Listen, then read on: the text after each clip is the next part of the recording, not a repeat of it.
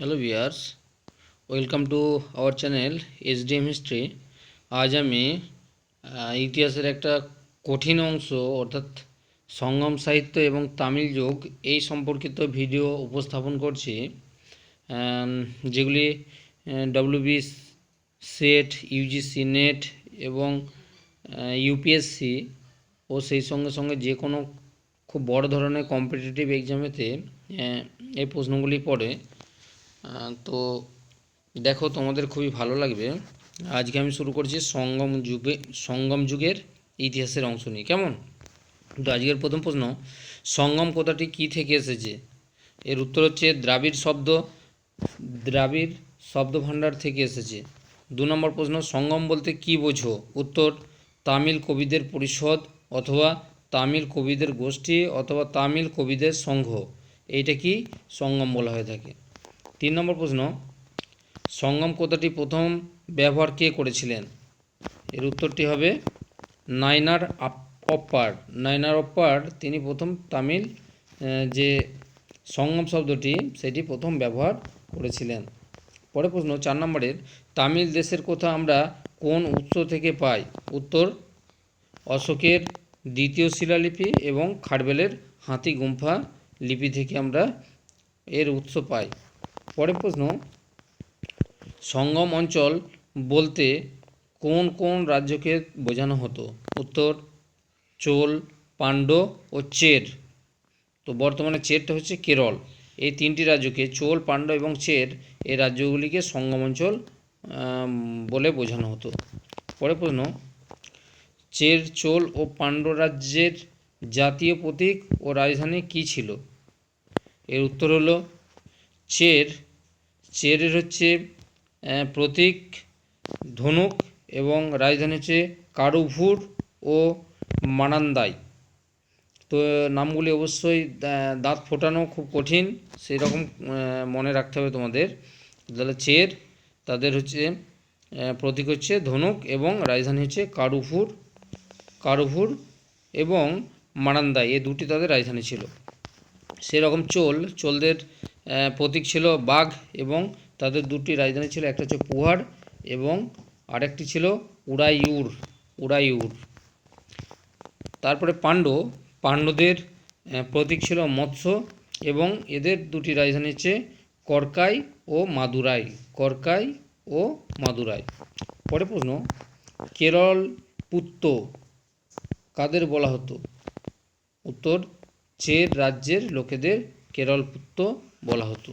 পরে প্রশ্ন, চের রাজ্যের সর্বশ্রেষ্ঠ রাজা কে ছিলেন? এর উত্তর হলো পিরাকট্টিয়া সেনাগুট্টুভান।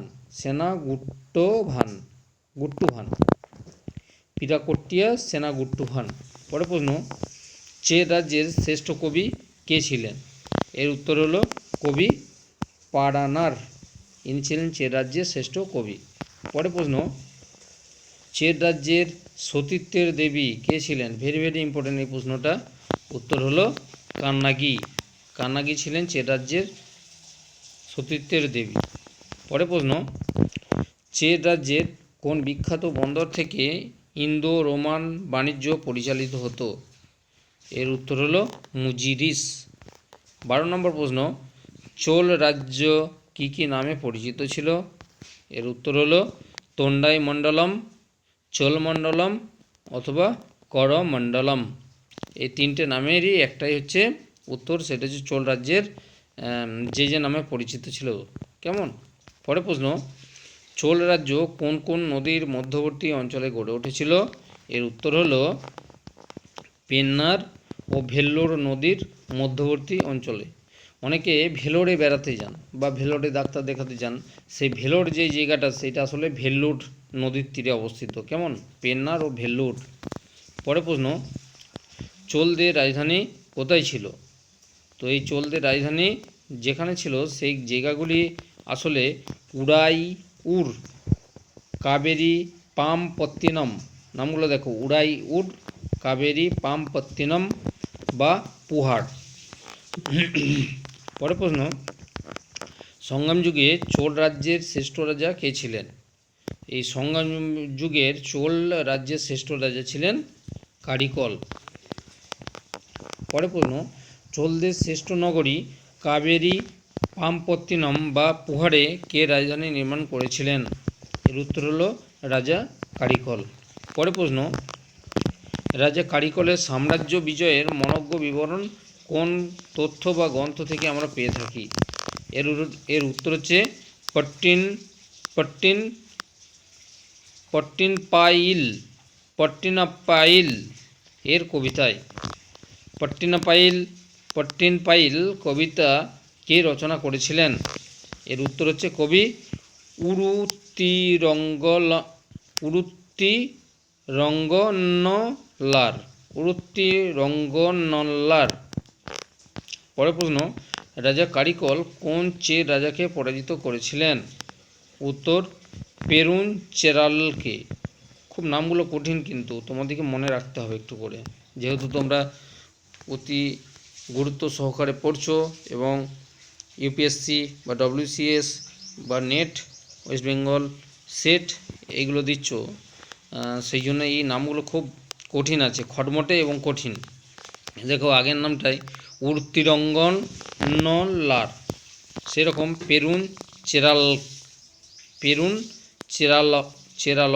চেরালকে।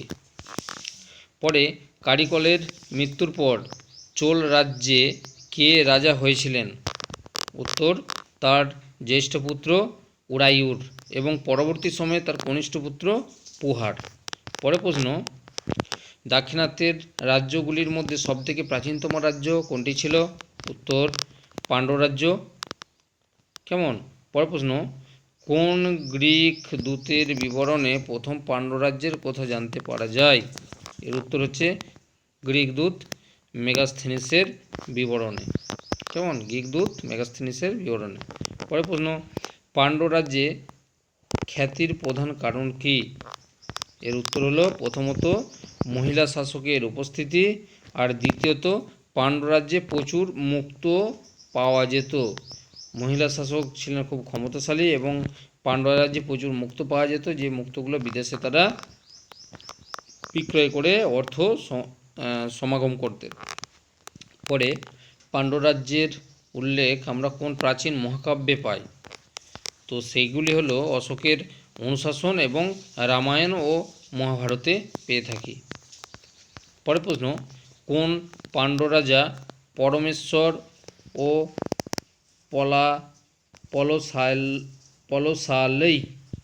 পরমেশ্বর এবং পলসালই উপাধি গ্রহণ করেছিলেন? এর উত্তর হচ্ছে পালিয়া গাসালাই মুদুকুদুমি পেরু ভালুদি।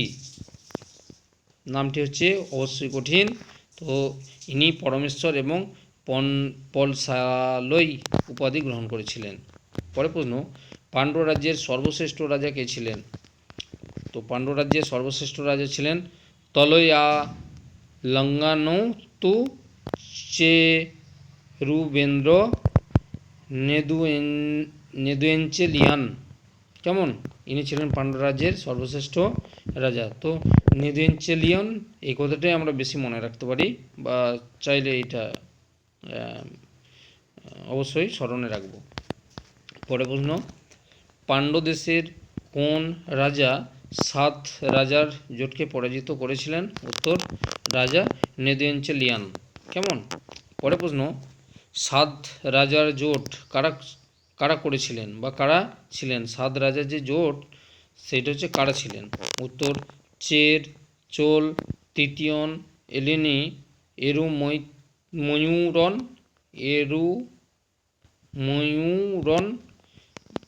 ইরঙ্গোবেল্লান আর পরুনান।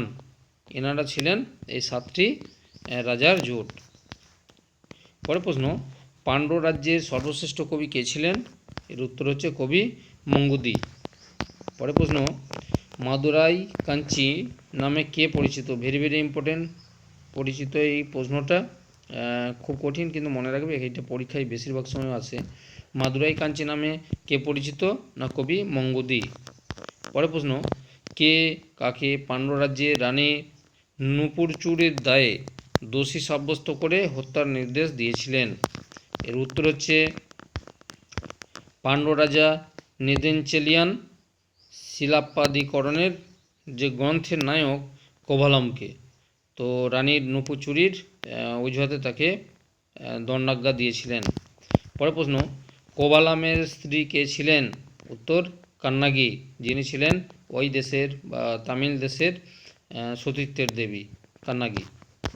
পরের প্রশ্ন, পাণ্ড্য রাজ্যের সর্বশেষ শক্তিশালী রাজা কে ছিলেন? উত্তর ইলবন্দি নম্মারন। পরের প্রশ্ন, সংগম যুগের শাসন ব্যবস্থা কেমন ছিল? উত্তর রাজতান্ত্রিক। পরের প্রশ্ন, সংগম যুগের রাজাদেরকে কি কি উপাধি দেওয়া হয়েছিল? উত্তর কো মান্নাম ভেন্দন বা অনেক সময় করভান ইরাইভান। তাহলে মোট তাদের উপাধিগুলো যেগুলো দেওয়া হতো কো মান্নাম ভেন্দন করভান ও ইরাইভান ইত্যাদি। পরের প্রশ্ন, তামিল যুগে কো শব্দটি দ্বারা কাকে বোঝানো হতো? এর উত্তর হলো রাজা বা ঈশ্বরকে বোঝানো হতো। পরের প্রশ্ন, সংগম যুগে মুকুটধারী তিনজন রাজাকে কি বলা হতো? মানে মুকুটধারী তিনজন রাজাকে একত্রে বলা হতো বেন্দর। এটাও ভেরি ভেরি ইম্পর্টেন্ট প্রশ্ন যে বেন্দর কাকে বলা হতো না, মুকুটধারী তিনজন রাজাকে একত্রে বেন্দর বলা হতো। পরের প্রশ্ন, সংগম যুগে মুকুটহীন সামন্তদের কি বলা হতো? মুকুটহীন সামন্তদের মন্নর বলা হতো। পরের প্রশ্ন, সংগম যুগে রাজসভাগুলি কি নামে পরিচিত ছিল? উত্তর অভয় নামে পরিচিত ছিল।